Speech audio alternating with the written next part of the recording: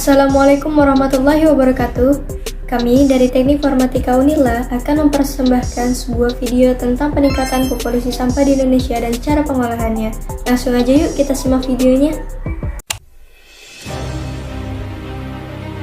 Sampah merupakan salah satu permasalahan terbesar yang dihadapi oleh negara Indonesia. Kementerian Lingkungan Hidup dan Kehutanan (KLHK) mengakui bahwa pada tahun 2020 total produksi sampah nasional telah mencapai 67,8 juta ton. Artinya ada sekitar 185.000 ton sampah setiap harinya dihasilkan oleh 270 juta penduduk di Indonesia. Berdasarkan jenisnya, 39,8% sampah yang dihasilkan masyarakat berupa sisa makanan. Sampah plastik berada di urutan berikutnya karena memiliki proporsi sebesar 17%. Sebanyak 14,1% sampah berupa kayu atau ranting. Sampah berupa kertas atau karton mencapai 12,2%. Lalu 6,94% merupakan jenis sampah lainnya. Indonesia sudah berhasil mengelola sampah sebesar 55,87%. Dan masih ada sisa 44,13% sampah di Indonesia yang belum dikelola. Pengelolaan sampah ini perlu ditanggapi dengan serius oleh seluruh warga Indonesia agar terciptanya sistem lingkungan yang bersih dan sehat. Menurut WHO, sampah adalah sesuatu yang tidak digunakan, tidak dipakai, tidak disenangi, atau sesuatu yang dibuang yang berasal dari kegiatan manusia. Salah satu permasalahan sampah di Indonesia adalah sampah organik. Sampah organik merupakan sampah yang berasal dari makhluk hidup dan mudah terurai.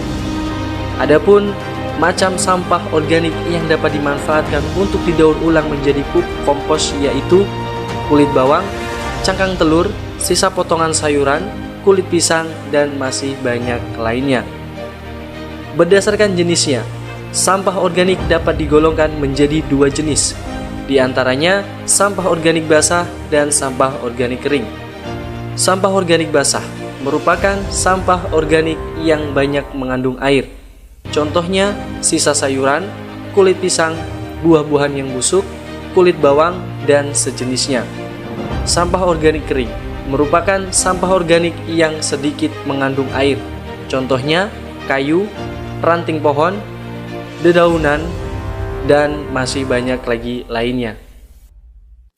Lalu, bagaimanakah pemanfaatan sampah organik menjadi pupuk kompos? Berikut adalah caranya. Hai teman-teman, hari ini saya akan menjelaskan bagaimana cara membuat pupuk kompos sendiri di rumah dari sampah organik. Alat dan bahan yang diperlukan adalah, yang pertama adalah komposter.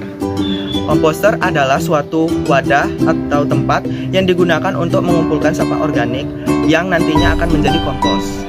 Komposter yang saya pakai adalah ember bekas yang sudah saya lubangi bawahnya. Fungsinya untuk membuang kelebihan air sehingga tetap terjaga kelembapannya.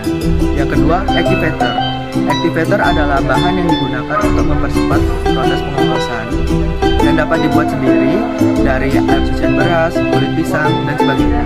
Kebetulan saya memakai air cucian beras karena dapat mempercepat proses pembusukan pada sayuran, buah-buahan, dan sebagainya. Ketiga, ada sampah organik.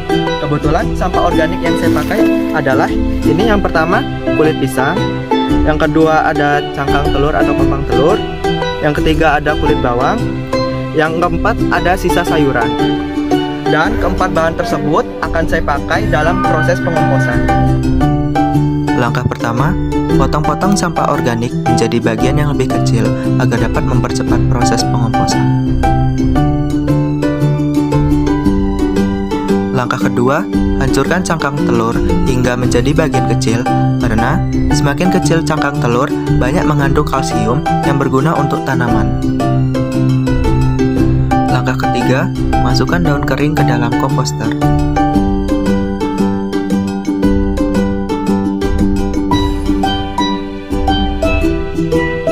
Langkah keempat, masukkan sampah organik yang sudah dipotong ke dalam komposter.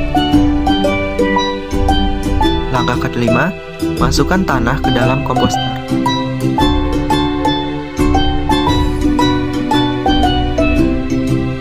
Langkah keenam, masukkan aktivator ke dalam komposter.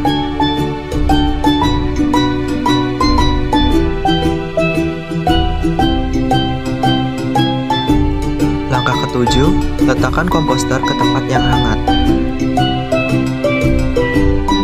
Langkah 8, tutupi komposter dengan kertas agar terjaga kelembapannya. Langkah 9, tutupi komposter dengan penutup selama kurang lebih 1 minggu. Langkah ke-10, pupuk kompos siap digunakan. Pupuk kompos yang siap digunakan biasanya berwarna hitam. Di era kemajuan teknologi yang pesat ini, kita dapat dengan mudah menyalurkan sampah daur ulang dari rumah. Bagaimana caranya? Nah, saya akan memperkenalkan suatu jenis aplikasi, yaitu RP Jual Beli Sampah Daur Ulang. Nah, ini untuk tampilan Play Store-nya. Aplikasi tersebut dapat kita unduh secara gratis di Play Store. Kebetulan saya sudah mendownloadnya. Nah, kita tinggal buka saja. Nah, saya juga sudah login menggunakan email.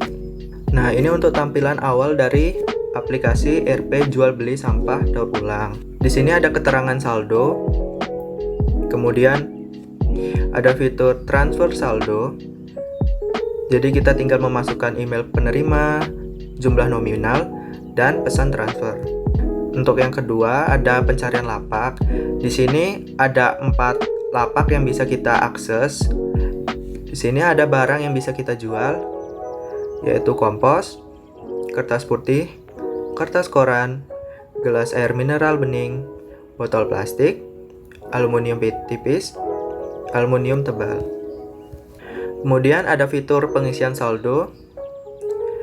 Jumlah nominal pengisiannya yaitu minimalnya adalah 20.000 dan maksimalnya adalah 500.000. Selanjutnya ada fitur QR code. Di sini kita bisa menampilkan QR dari akun kita. Kemudian ada informasi aplikasi dari RP Jual Beli Sampah ini yang bisa kita akses.